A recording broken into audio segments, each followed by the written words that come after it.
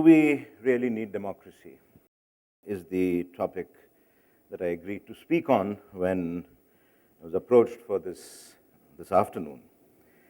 And I decided that I will speak because I needed to share with you something that happened 2 months ago. I addressed a bunch of civil servants training institute here in Hyderabad. And I spoke more or less on the same subject. I spoke about democracy, the challenges to democracy, we really understand democracy, and so on and so forth. At the end of it, unlike here, there was no interactive session, there was no question-answer session, whereas there it was this huge room full of people wanting to ask questions. And the hall was divided into two parts: people who agreed with me but didn't know why they agreed with me, and the people who disagreed with me, I would divide into three parts. People who were of the view that I was an idiot, I knew nothing, which is possibly right, but it was expressed exactly in that fashion. No fig leaf of courtesy or civility was offered to me. The second lot were the lot who said, yes, but we know it all. I mean, why are you coming and telling us this? We are civil servants. Why do you need to tell us all this? These are truisms that you are uttering. And the third lot, of course, said retrospectively, I had no business to be there. One of them said that I absolutely knew nothing about the Indian Constitution. It didn't matter if I had been a teacher, then in public life for 8 or 9 years, and then back as a teacher. I had no clue about the Indian Constitution. One of them said, you must offer optimism. You must offer not criticism, but solutions. When I suggested that I was not an agony uncle, there was great disappointment. One of them even went to the extent of saying that I had no business of talking about things like poverty, given my size, that if only I started eating less, a lot of the problem of poverty could be solved. And it was said, I'm not making this up. It was said.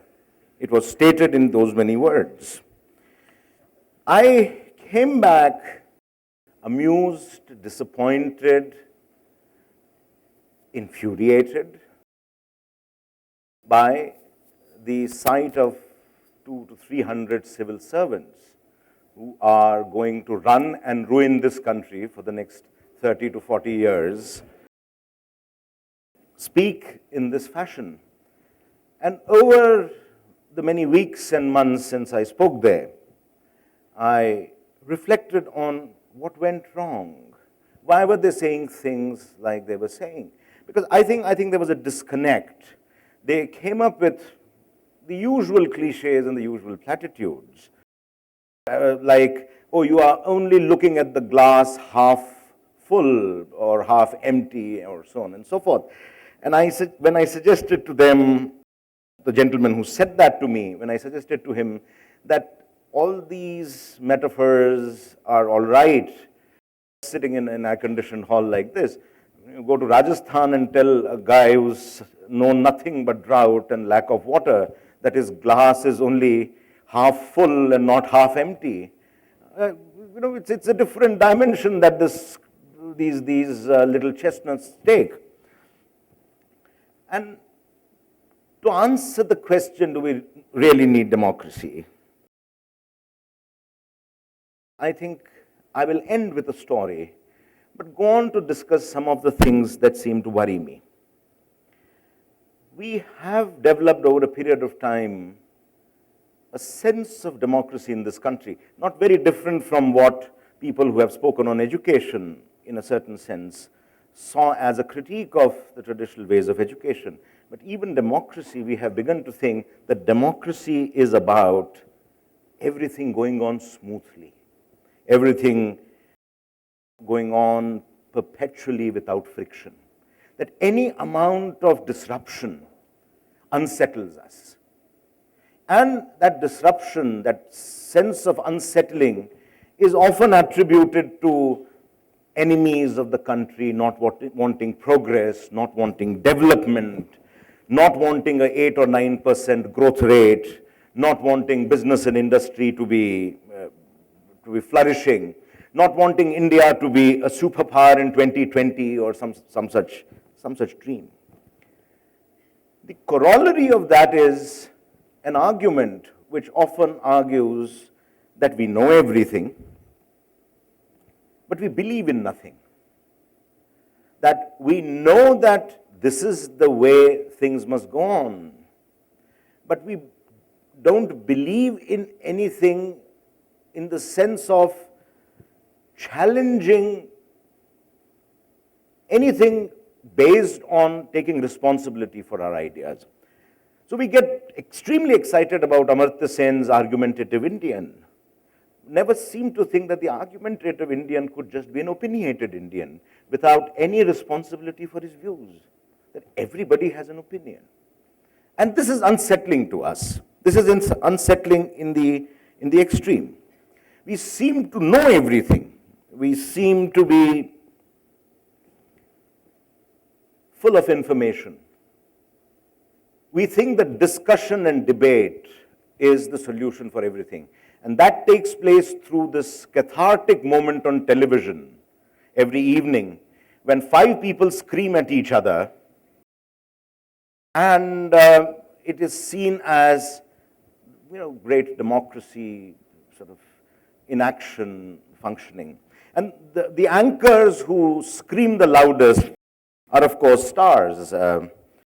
I believe that one of them has the highest number of blogs dedicated to any one individual. What we are leading towards is a situation where unconsciously we do seem to accept that might is right. Questions of loyalty are only to be replaced by the whole idea of networking, the idea of knowing more people. That truth is relative. We don't seem to believe that there is something called good, bad, right, wrong, ugly. It's all relative. So what it becomes in the end is a socially acknowledged political correctness of one sort or the other. We love DIY, books, ideas. Somebody comes with a bad haircut and says, we must be a superpower in 2020. We don't question it. Everything then becomes a subject of, India's security. We must protect this country in the age of globalization. If you are a Marxist or a leftist, American imperialism has to be resisted. Corruption, there's so much corruption. This is the commonest thing that the Indian middle class says. We have tended to think of democracy over a period of time just as we think of an uninterrupted power supply. If the power supply goes, it creates chaos in our lives. Democracy is not about that. What democracy ultimately, essentially is about, something else altogether. And I'll end with this story, which in a certain sense, I thought of after that rather contentious afternoon with the bureaucrats. There was a massacre in Bosnia in 1995, in a place called Srebrenica. 7,500 Muslims were killed by Serbs under the very nose of a Dutch battalion who were there to protect these people. They did nothing. They stood as bystanders and let these people be massacred. And once this massacre happened, the Dutch troops wondered, how come this happened? There was a sense of disbelief that despite us being here, despite us not doing anything to prevent it, how did this happen? The Dutch nation, all the politicians, thought, we Dutch are such civilized, wonderful people.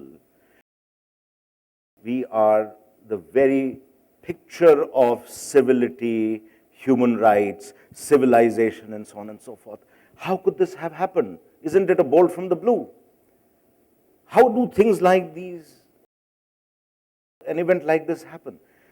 There was this process, in a certain sense, after the massacre, within Dutch society, within the military establishment, of distancing themselves from it, a sense of self-deception in many ways, dissociation in many ways, trying to remove oneself away from the reality that the Dutch troops who were responsible for preventing the massacre allowed the massacre to happen. So a commission was set up, as we in India are familiar with commissions being set up for every sneeze that happens in society. An organization called the Netherlands Institute of War Documentation was called upon to produce a report.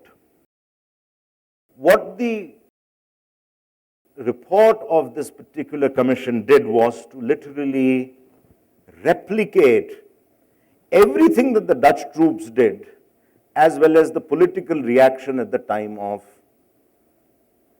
the massacre. They dissociated themselves with it. They spoke in the same language of deception that the politicians did.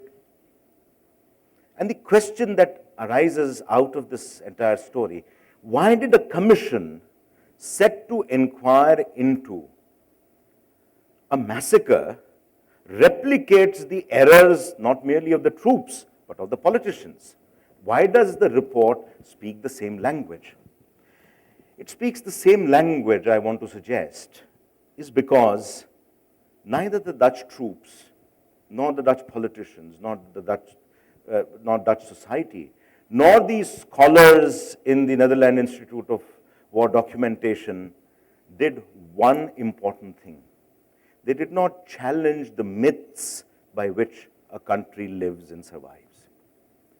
You can bring about education reforms, you can stop schools by 2025, you can make children learn in this admirable way that Prashanjit pointed out, through fun, through inquiry. But every society has this tendency, despite moments of interrogation, to let certain myths go unchallenged. So whether it's bureaucrats or any other segment of society, they live with certain myths. The bureaucrats sitting there and being extremely volatile about certain things I had said were only preserving certain myths.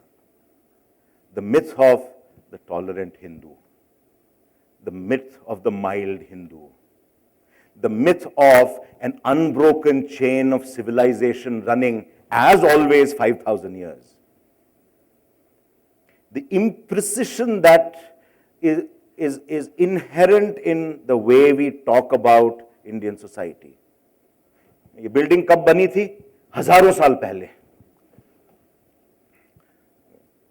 When was this fort constructed? Thousands of years ago. I think to the question, do we really need democracy?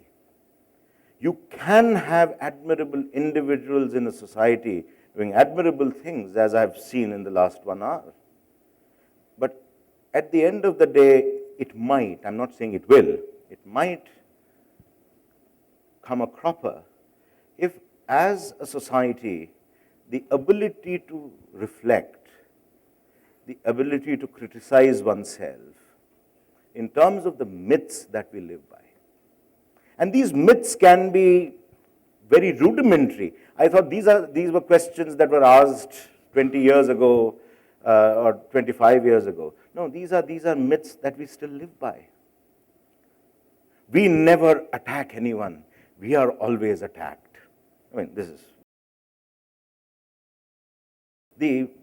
Indians are never aggressive. We only answer aggression. I mean, I can go on and on about these myths, and for these myths to die, I go back to a story for half a second, and then I'll stop, of the way in which that great narrative called the Mahabharata begins. Vyasa says to Ganesha, "Will you be my scribe?" And Ganesha says, "Yes, I will be your scribe, but on one condition. You will not interrupt me, and you will allow me to tell the full story without bowdlerizing it, without editing it, a full narrative. A country, for democracy to be valuable, must have the ability to tell a full story and say the full story truthfully, without editing it,